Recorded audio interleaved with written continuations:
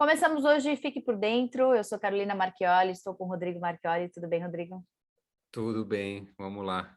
A gente vai falar sobre notícias. O Fique por Dentro é um quadro que a gente traz notícias sobre o mercado do direito marítimo, o mercado de navegação, o mercado de comércio exterior. E hoje a gente traz duas notícias interessantes para compartilhar com você. Uma delas é sobre o mercado de contêineres. Ele está em expansão e essa expansão ajuda a impulsionar a recuperação da construção naval. Essa é uma notícia da redação de Portos e Navios, foi publicada no dia 20 de março de 2022, e às vezes a gente traz notícias que parece que não são tão quentes, mas são sempre muito interessantes de serem comentadas, porque elas repercutem, né, durante muito tempo.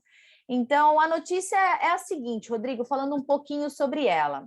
A recente recuperação da atividade de construção naval no exterior veio com a recuperação progressiva do setor de contêineres a partir do quarto trimestre de 2022. À medida que os fretes começaram a subir e os armadores viram seus concorrentes encomendando novos navios, eles rapidamente seguiram o exemplo. Essa é a principal razão pela qual a maioria dos estaleiros da Coreia e da China estão com a carteira repleta.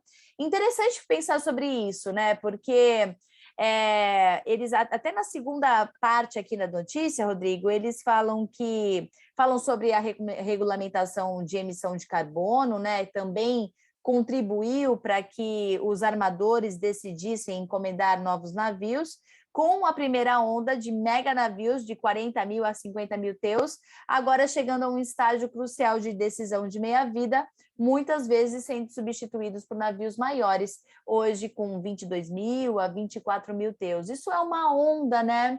Vai mudando esse padrão de construção naval, mas é interessante ver como ela impacta no mercado como um todo de contêineres.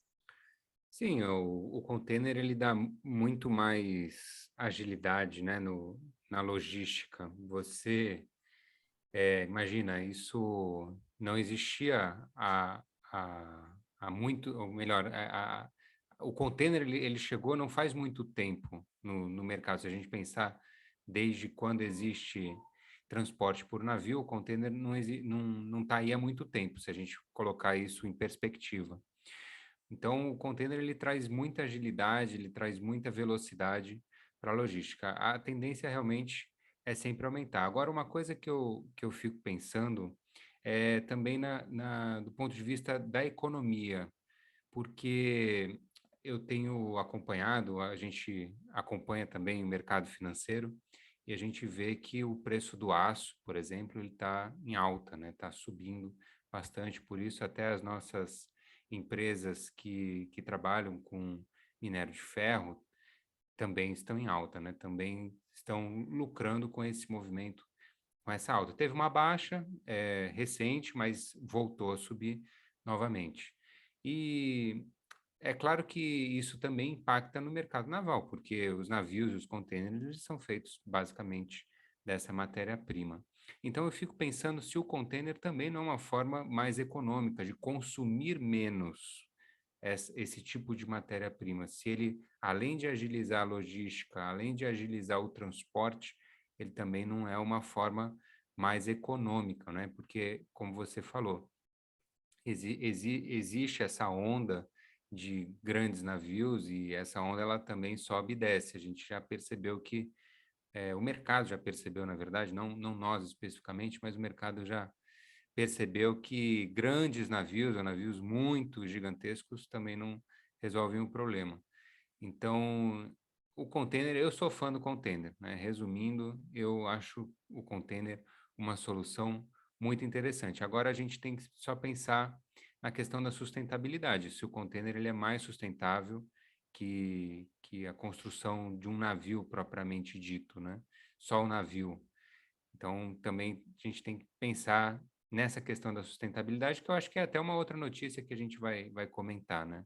Sim, com certeza. E pegando esse gancho dessa outra notícia, e até para a gente também ter a oportunidade de parabenizar quando os armadores fazem um trabalho bonito, né? Admirável. E eu tenho certeza que os grandes armadores, como o Maersk, que é a notícia próxima que nós vamos comentar, eles têm um compromisso e têm uma participação no mercado tão preponderante que eles precisam estar à frente das novidades, inclusive estarem comprometidos com questões ligadas à sustentabilidade, né? E é nessa linha que essa notícia vem. É uma notícia que foi publicada pela própria Maersk, agora em março, dia 25, dizendo que eles implantarão 300 caminhões elétricos em parceria com a Einride, se não me engano, é assim que se pronuncia a empresa. É interessante esse movimento, né? Também já estão lançando aí navios que não utilizam bunker, navios elétricos, navios com outro tipo de propulsão, e é um esforço também do mercado de sair dessa dependência do combustível fóssil.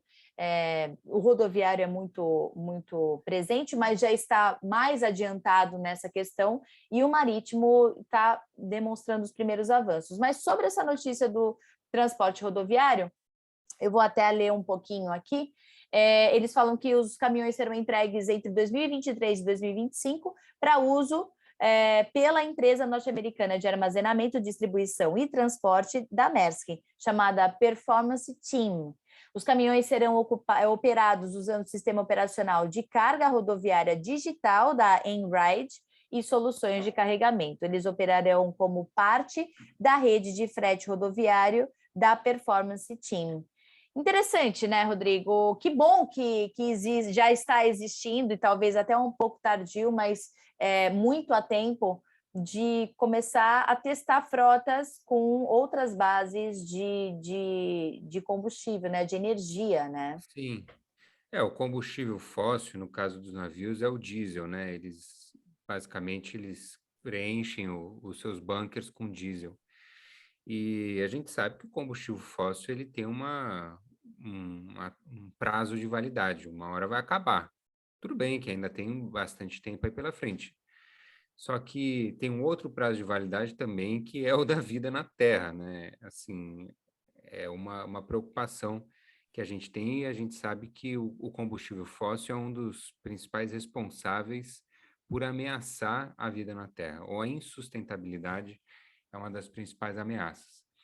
E isso que você falou é muito importante, porque eu acho que é uma coisa que a gente pensa muito aqui, é a nossa filosofia de trabalho e de vida, vamos dizer assim, que a gente entende que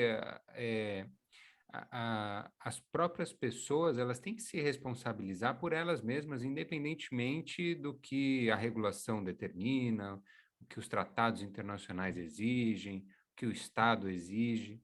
Então, é muito importante, e também quero ressaltar e parabenizar essa iniciativa, além de outras, né? A gente sabe que o mercado maritimista está caminhando nesse sentido, ainda que num ritmo que eu entendo que talvez não é o ideal ainda, poderia ser melhor, mas essa iniciativa ela é muito importante. Se os market makers, né, que são essas grandes empresas, e aqui um conceito de mercado financeiro, né? Market maker se aplica no mercado financeiro, mas a gente trazendo aqui para a nossa realidade, poderia dizer que a Maersk, nesse sentido, é um market maker. O que eu quero dizer? Se ela começar a puxar, os outros vêm a reboque, né? Se ela der o exemplo, os outros vão seguir, né? Então, ela é uma estabelecedora de um benchmark para o mercado. Se ela fizer, eu tenho certeza que os outros vão se espelhar e fazer também. Então, isso só tem a agregar, e a gente não pode ficar dependendo de uma exigência estatal para fazer alguma coisa, ou a exigência de algum órgão qualquer para fazer qualquer coisa. Então, realmente é louvável essa atitude. Muito bem, fique por dentro, fica por aqui. A gente volta com mais notícias, com mais Academia Marítima, com curiosidades, generalidades, com muito conteúdo do mundo do direito marítimo e do comércio exterior. Obrigada, Rodrigo. Até mais.